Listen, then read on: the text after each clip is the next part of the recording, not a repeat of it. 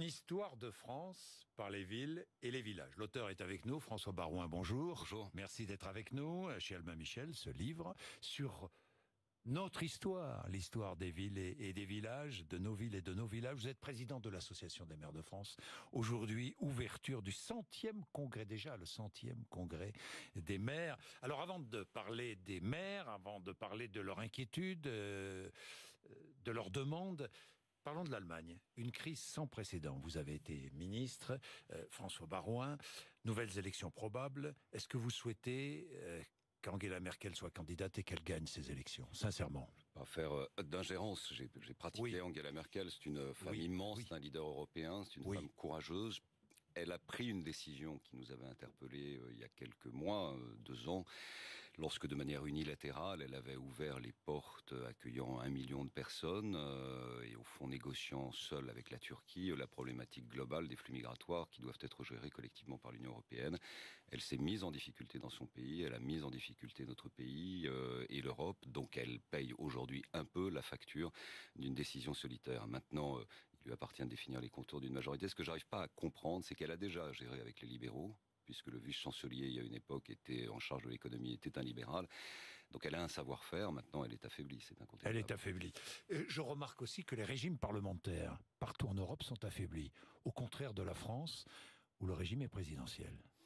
Oui, alors le système allemand est différent. C'est un système fédéral, les Länder ont beaucoup de pouvoir et le fonctionnement des institutions allemandes sont issus de la Deuxième Guerre mondiale. Il y a une commission parlementaire, budgétaire, il y a une cour européenne qui s'applique et avec une cour de Karlsruhe qui définit. Donc le processus de décision politique en Allemagne, c'est un processus où vous avez la chancelière, vous discutez avec elle, elle dit « Attendez, il faut que j'aille voir mon Parlement ».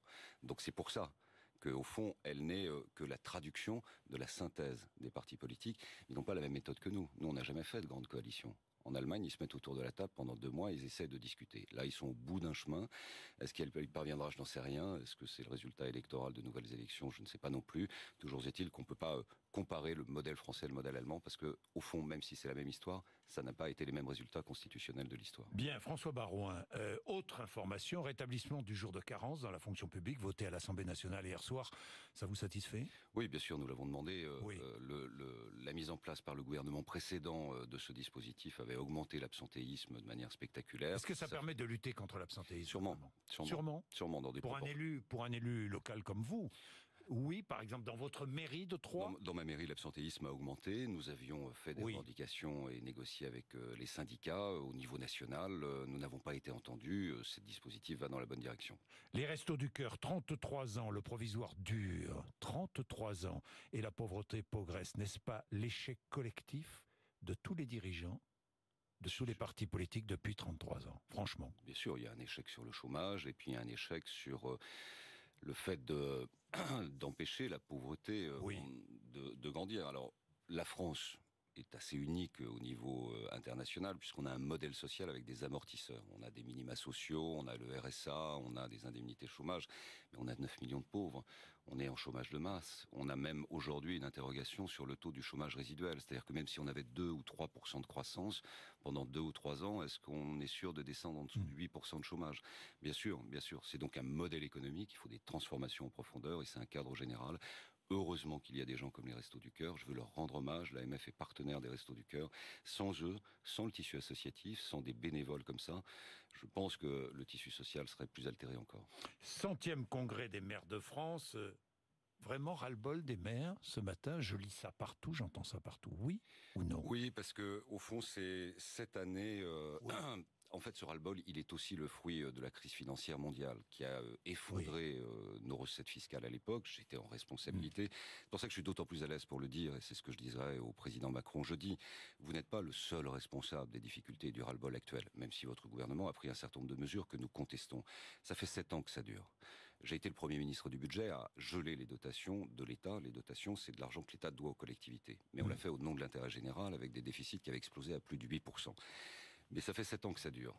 En 7 ans, on a perdu 30% de l'investissement local. On est à l'os. La mutualisation est engagée, donc toutes les sources d'économie ont été explorées pour une très large part. Nous n'avons pas le droit de faire de déficit. Nous avons une part de la dette qui est minime. Si on continue comme ça, ce que propose l'actuel gouvernement... Que va-t-il se passer si vous continuez? On ne construira plus? Et les services publics vont se détériorer, c'est cela? Les services publics déjà se détériorent. Oui.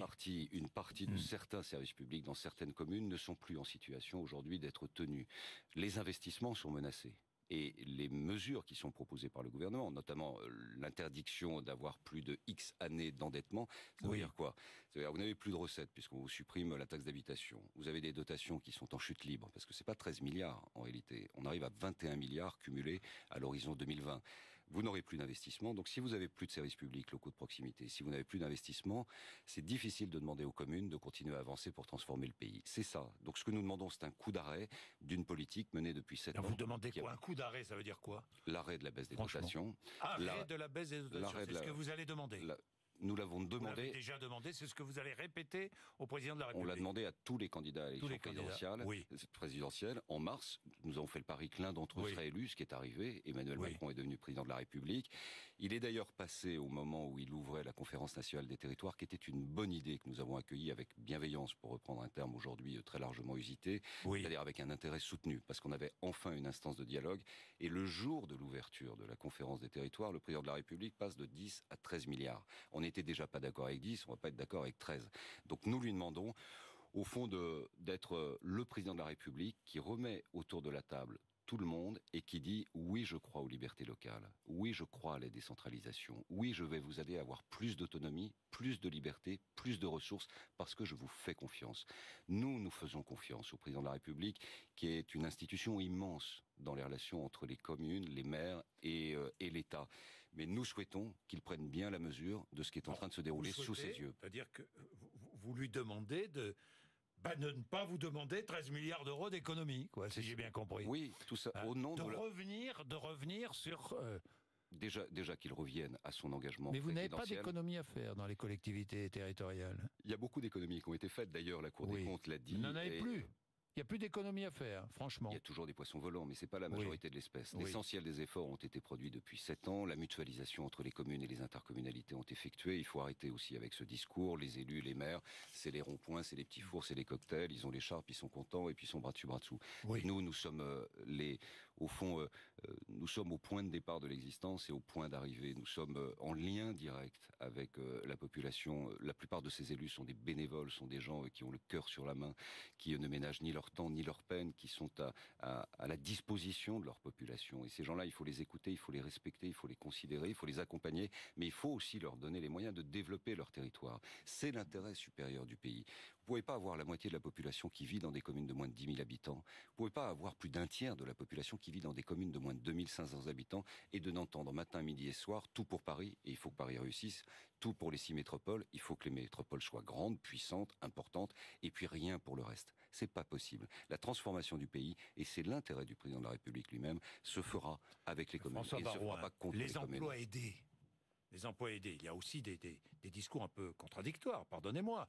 Certains demandent, François Fillon, vous étiez l'un des soutiens les plus ardents de François Fillon, la suppression totale des emplois aidés. C'est ce que demandait François Fillon. Mais aujourd'hui, beaucoup de maires protestent parce qu'on supprime certains emplois aidés. Pas la totalité, mais certains. Deux éléments de réponse, si vous le permettez. Sur Fillon, si vous savez à quel point j'ai cloué au mur comme une mouche ses collaborateurs qui étaient les mêmes qui inspirent aujourd'hui la politique du gouvernement, c'est-à-dire d'une inspiration ultra-libérale, qui ne connaissent rien à la réalité du terrain. Cloué au mur, c'est-à-dire cloué au mur, vous faites n'importe quoi et vous allez mettre dans le mur notre candidat. Voilà. Et je suis pas d'accord. Et je suis président des maires de France et je suis pas d'accord. Et il y avait Larcher à côté, il a dit, et on n'est pas d'accord. Et on est passé de 20 milliards à 7 milliards et demi. Oui, je me souviens. Tout simplement parce qu'il y a eu un bras de fer terrible. Parce que c'est la même politique. Et je suis à l'aise pour le dire, nous l'avons portée. Politique libérale ? C'est une politique, en tout cas, qui considère que tout doit changer pour les communes sans mesurer que ces territoires ne vont pas se développer et rien ne doit changer pour l'État. On continue d'augmenter le déficit, on continue d'augmenter la dette et on ne réforme pas l'État en profondeur. Au fond, c'est une espèce de lutte des classes inversées qui se propose. C'est-à-dire la décentralisation n'a jamais été acceptée par l'État et par les hauts fonctionnaires. Et cette décentralisation a donné le sentiment que les communes vivaient en abondance et que l'État, lui, se serrait la ceinture. C'est tout le contraire. Notre part dans la dette publique qui vous passionne autant que moi et autant que chaque Français, Jean-Jacques Bourdin, elle est de 8,9%. Elle est de 80% pour l'État. Dans les 3 ans qui viennent, on va passer à 5%, c'est-à-dire qu'il y aura plus d'investissement, plus de financement de nos services publics, plus d'investissement pour les territoires, mais l'État va monter à près de 90%. Ça veut dire quoi, qu'Emmanuel Macron ne connaît pas les territoires, qu'il n'aime pas les territoires ? Il a besoin d'être plus attentif au territoire. Je ne me permettrai pas de dire cela. Bon. J'ai été reçu j'entends certains le dire dans votre camp, votre ancien camp, vous quittez la politique, mais aux Républicains, Laurent Wauquiez qui le dit. En tout cas, je n'ai plus d'engagement partisan. Et ce que je veux, c'est que ma parole, qui soit celle des maires de France, soit lue non pas comme le témoignage de combats passés ou l'expression d'un agenda caché que je n'ai pas. J'ai du respect pour le président de la République, il se donne à la tâche qui est immense, sa responsabilité est majeure et il veut sincèrement transformer le pays. Il n'y arrivera pas sans les communes. Il ne peut pas y arriver. Ce bruit de fond n'est pas bon pour les transformations et les réformes. Et sur les emplois aidés, deuxième élément de réponse, c'est pas un débat totémique ou de tabou pour ou contre les emplois aidés. Pendant 3 ans, le gouvernement auquel appartenait Emmanuel Macron a été celui qui, par la voix des préfets, a demandé le plus aux maires et aux associations d'embaucher des emplois aidés pour aménager les rythmes scolaires que nous ne voulions pas. Et du jour au lendemain, on nous dit maintenant débrouillez-vous. Résultat, les gens ils viennent pleurer dans le bureau des maires. Et nous les embauchons. Parce que d'abord, on est attentif à cette souffrance sociale. Et ensuite, il y a des missions de service public à produire. Donc il aurait mieux fallu un sas de transition, 6 mois, 8 mois, on gardait cela, on peut s'entendre pour dire c'est un levier d'insertion pour toute une catégorie de population qui sera à la solidarité nationale prise en charge par le RSA s'il n'y a plus d'emplois aidés, mais nous pouvons définir parfaitement à 10 points de chômage combien il faut d'emplois aidés, à 8 points de chômage combien il faut d'emplois aidés, c'est ça qu'il faut mettre dans la table de discussion. Le logement, très important. Confirmation tout à l'heure sur RMC par Julien de Normandie, qui est chargé du logement. Les permis de construire seront attribués par les maires. Toujours attribués par les maires, et non pas par les préfectures. Toujours. C'est-à-dire qu'il y avait la menace de la suppression d'une liberté. Conserver une liberté n'est pas forcément une bonne nouvelle. C'est juste le bon sens qui s'impose. On est bien d'accord. Pour le foncier, il y aura des aides fiscales. Dès qu'un propriétaire privé qui a un terrain sur lequel on peut construire, il peut vendre son terrain et pendant 3 ans, il ne paiera pas d'impôt sur la plus-value. Voilà une bonne idée. Bonne idée aussi pour l'entreprise qui ne paiera pas d'impôt sur les sociétés si l'entreprise vend son terrain. En tout cas, l'intention est bonne, notamment pour les zones tendues. Les zones tendues, elles sont souvent d'ailleurs dans les métropoles. Et il faut libérer du foncier. La libération du foncier est de la responsabilité des privés, mais pas que des privés, de la puissance publique. Celui qui a le plus de réserves foncières, c'est l'État. Donc le gouvernement doit aussi voir à l'intérieur des différents ministères, le plus important étant le ministère de la Défense, quel foncier on peut libérer pour justement détendre ces zones. Bon courage. La taxe d'habitation, combien vous rapporte-t-elle à Troyes ? La taxe d'habitation, moi j'ai 53% des gens qui ne payent pas. Oui, parce que nous on a un niveau de revenu fiscal inférieur à la moyenne nationale. C'est un territoire que vous connaissez, qui a été massacré par les délocalisations. On a perdu 1000 emplois par an pendant 20 ans. Donc j'ai plus de la moitié des gens qui ne la payent pas. Je n'ai pas touché aux impôts depuis 18 ans. Et malgré tous ces efforts de bonne gestion, où j'ai une annuité de remboursement qui est à peine au-delà de 3 années, je suis en difficulté. Je ne veux pas augmenter les impôts, c'est un projet politique. Mais avec la politique que propose le gouvernement, je m'interroge sur la capacité de conserver des services publics de proximité, et ça me navre. Et c'est pour ça qu'on porte ce combat, comme tous les maires. L'exemple de Troyes est un exemple à peu près global, puisqu'en moyenne, on est entre 42 et 45% des gens qui payaient déjà pas la taxe d'habitation. Donc il faut aller au-delà. La suppression de la taxe d'habitation, c'est la suppression d'une ressource propre. On nous dit, on vous garantit pour l'année prochaine, mais l'année suivante... Elle sera intégralement compensée, dit Gérald Darmanin. Oui. Le manque à gagner sera intégralement compensé. Ce qu'il ne dit pas, c'est que c'est 10 milliards de déficit net supplémentaire pour l'État, parce que c'est du dégrèvement. Et ça n'empêche pas le risque constitutionnel. Vous savez, par exemple, qu'il y a 7000 communes en France, avec cette mesure de la taxe d'habitation, qui n'auront plus que 5 contribuables. 5 contribuables. Donc il y a un problème d'égalité devant l'impôt, puis il y a un problème d'égalité devant les territoires. Je pense que le plus intelligent et le plus intéressant, ce serait d'imaginer une nouvelle fiscalité locale. Comment conserver le lien entre la personne... C'est ce qui sera engagé dans 3 ans, dit le gouvernement. C'est trop tard. C'est trop tard. Il faut le faire dans les 6 mois. On se met autour de la table, on imagine ce qu'est un impôt local, c'est-à-dire le lien conservé entre l'habitant d'un territoire et le même... Elle est injuste, cette taxe d'habitation. Mais comme tous les impôts sont injustes. Comme tous les impôts. Le foncier bâti est injuste, le foncier non bâti la TVA est injuste. Des gens qui gagnent 30 000 € payent la même TVA que ceux qui sont au SMIC. Bon, donc cette part d'injustice, on peut le trouver dans tous les impôts. En revanche, ce qui est important pour nous, c'est de garder une ressource propre, c'est-à-dire notre liberté locale, garantie par la Constitution, c'est-à-dire l'esprit de la décentralisation, et d'autre part, avoir un impôt à assiette large et à taux faible pour que tout le monde contribue au financement des services publics de proximité. Vous avez fait votre temps en politique à 52 ans. À 52 ans, on a fait son temps en politique. Quand on a commencé à 27 ans, moi j'étais député à 27 ans et j'étais au gouvernement à 29 ans, oui, je tourne la page, j'ai une forme d'engagement politique. J'ai démissionné de mon mandat de sénateur, j'ai tourné le dos à 25 ans de vie parlementaire que j'ai adoré, mais c'est un bail immense. Vous vous représenterez à la mairie de Troyes? Je verrai avec mes équipes, le sujet n'est pas à l'ordre du jour. Vous avez envie Je conserve cette passion intacte pour la défense de ma ville et je conserve la passion intacte si j'ai écrit ce livre qui est 3 ans de travail. C'est une passion pour l'histoire de France, une passion pour le pays, pour sa transformation. Mais j'ai fait partie de tous les combats de la droite sur 25 ans. Voilà, je suis une figure de la droite. On a une génération en 2014 qui est arrivée au municipal, qui est formidable, qui n'a pas eu le résultat escompté au moment des législatives, que j'ai accompagné comme chef de file. Moi, je ne veux pas obstruer l'espace. Vous allez voter à la présidence de... Vous quittez les Républicains ou restez non, c'est ma famille, la famille gaulliste, c'est la mienne. Je suis, j'en ai été le secrétaire général et mais vous allez voter, vous allez voter à la présidence. Mais peut-être je voterai, j'en sais rien. Je ne savais pas encore. En tout cas, je me tiens à distance de tous ces engagements partisans. Je veux que lorsque vous me ferez l'honneur de me réinviter comme président des maires de France, je puisse être vu et entendu et compris comme quelqu'un qui sincèrement défend l'équilibre de notre pays. Avec mon élection, la droite sera de retour, dit Laurent Wauquiez. Elle avait disparu, la droite, et il faut Laurent Wauquiez pour qu'elle revienne. Justement, si j'ai pris cette décision, c'est pour plus avoir à répondre à ce type de questions. Comment? Les militants, attendez, c'est Laurent Wauquiez qui dit ça, c'est pas moi. Hein. Non, mais bien sûr, mais voilà.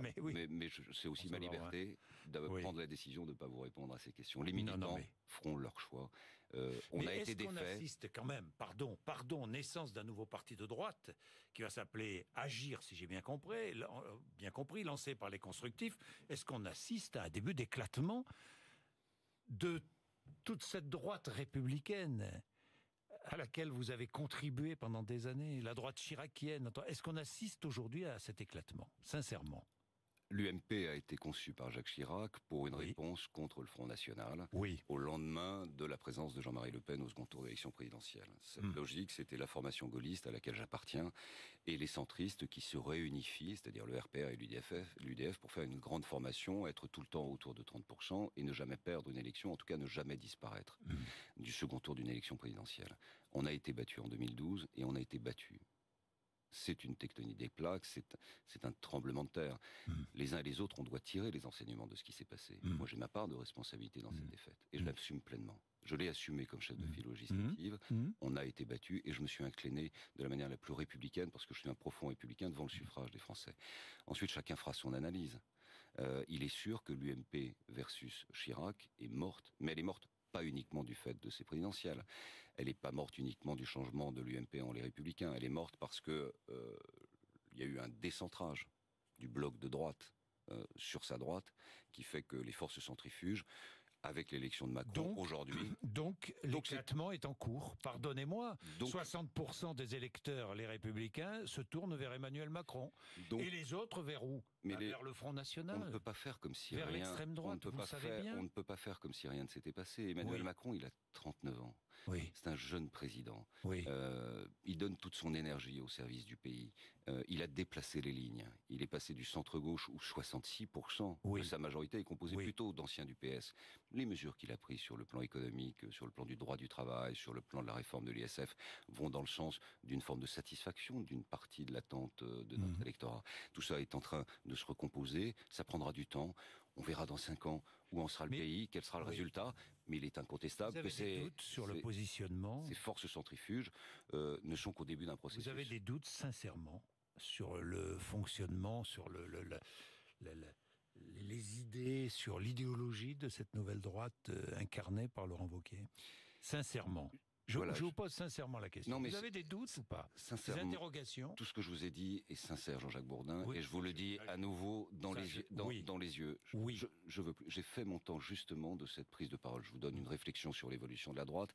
Maintenant, c'est une nouvelle génération qui doit prendre ses responsabilités là-dessus, qui doit imaginer les raisons pour lesquelles, ou comprendre les raisons pour lesquelles nous avons été défaits, de la primaire jusqu'au soir du premier tour de la présidentielle, et qui doit imaginer, en fonction de ce que le pays va donner, va évoluer, va se transformer sous l'impulsion d'Emmanuel Macron. Vous savez ce que vous avez écrit? Et donc il ne faut pas se précipiter. Vous le savez mieux que moi, évidemment, puisque vous l'avez écrit. On transmet et on hérite beaucoup plus qu'on ne renie ou qu'on ne trahit. Oui, bien sûr. Et ces pages-là... C'est sur le Puy-en-Velay. Sur le Puy-en-Velay. Et le Puy-en-Velay, c'est la ville de... C'est la ville de la pierre et du dolmen des druides qui à l'époque se rassemblaient parce que cette pierre était supposée soigner les fièvres. Et ça ensuite... C'est la ville de... Non, mais le Puy-en-Velay, c'est d'abord... Qui a été maire du Puy-en-Velay pendant des années? Qui est candidat à la présidence des Républicains? Vous me faites rire, Jean-Jacques Bourdin, parce qu'on m'a même dit, dites-moi, là, vous avez mis sur votre couverture... Rire, mais c'est vrai. Non, mais en plus, vous me faites rire. Parce que vous avez même dit, on m'a même dit, tiens, dites-moi, vous avez repris l'affiche de Mitterrand, comme si les clochers des églises n'avaient pas existé avant l'élection de François Mitterrand. Mais... Le Puy-en-Velay a existé avant tel ou tel maire. L'histoire du Puy-en-Velay, et pourquoi je la raconte, elle est passionnante, c'est qu'il y avait un dolmen, une pierre, supposée soigner les fièvres. Il y avait une forme de pèlerinage païen organisé par les druides autour de cette pierre. Et cette pierre a été l'apparition de Marie, confirmée par un haut hiérarque de l'Église. On a bâti une église au-dessus de cela, et c'est comme ça que nous sommes devenus chrétiens, et c'était le point de départ du pèlerinage pour Saint-Jacques de Compostelle. Mais c'est une magnifique histoire. Vous pouvez actualiser, le rendre contemporain. Ce que vous avez écrit, on transmet et on hérite beaucoup plus qu'on ne renie ou qu'on ne trahit. Vous voyez, j'ai pris aussi Sablé, bien sûr qu'on est bien d'accord, évidemment. Et il y a la permanence de cette croyance, cette évolution, de telle sorte qui fait que ces racines-là, elles viennent de loin et elles nous emmèneront encore aussi loin. C'est pas le bon vieux temps, c'est pas une nostalgie, c'est pas une mélancolie, c'est la préparation de l'avenir. Une histoire de France par les villes et les villages. François Barouin chez Albin Michel. Merci d'être venu nous voir ce matin, 8h57. Retrouvez l'appli BFM TV